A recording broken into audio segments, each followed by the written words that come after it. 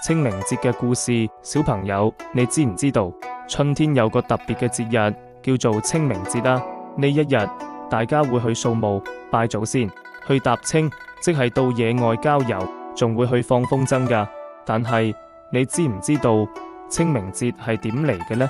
相傳喺秦朝末年嗰陣，劉邦打贏咗項羽，佢做咗皇帝，光榮返鄉。佢想去拜祭佢嘅父母，不過墓地已經亂晒大龍，因為打仗，啲墓碑好多都爛晒，連文字都睇唔清楚。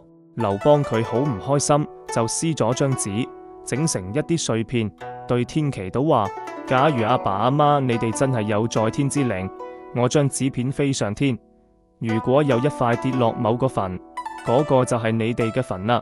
結果真係有塊紙跌咗落一個墳度，風吹極都唔喐，於是佢即刻叫人整修個墳，仲講明以後每年清明都要嚟拜祖先。呢個習俗就係咁樣傳開去啦。除咗劉邦嘅故事，仲有一個好感人嘅故事係關於介之推嘅。相傳喺春秋時期，晉國有個公子叫重耳，佢俾人追殺，逃亡咗好多年。有一日，佢喺山入面冇嘢食，飢寒交迫，有個忠心大臣，佢叫做介之推，佢割咗自己大髀一塊肉，煮咗俾重耳充飢。後來重耳做咗皇帝，後人稱佢為晉文公，佢封賞晒所有人，偏偏唔記得咗介之推。等佢諗起介之推，派人去揾佢嗰時，已經揾唔到佢啦。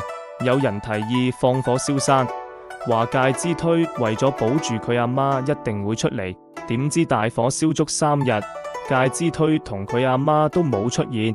原來佢已經燒死咗喺一棵柳樹下面，仲留低一張血書，寫住割肉奉君盡丹心，但願主公常清明。晉文公睇完之後好心痛，就訂立嗰一日叫做寒食節。佢命令所有人喺嗰一日唔可以生火煮食，只可以食準備好嘅熟食或者凍嘅嘢食。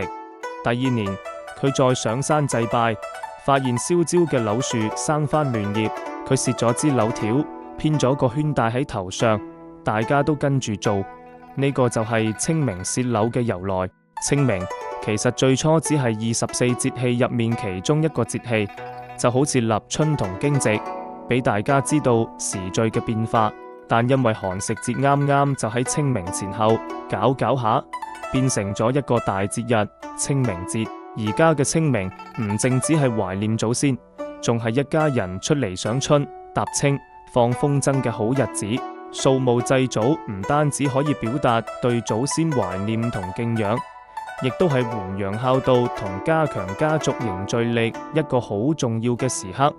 清明節唔單止係懷舊，更加係一份思念、一份感恩、一份流傳幾千年嘅溫暖人情味啊！記住 like 同 subscribe， 我哋下次再講另一個節日故事啦。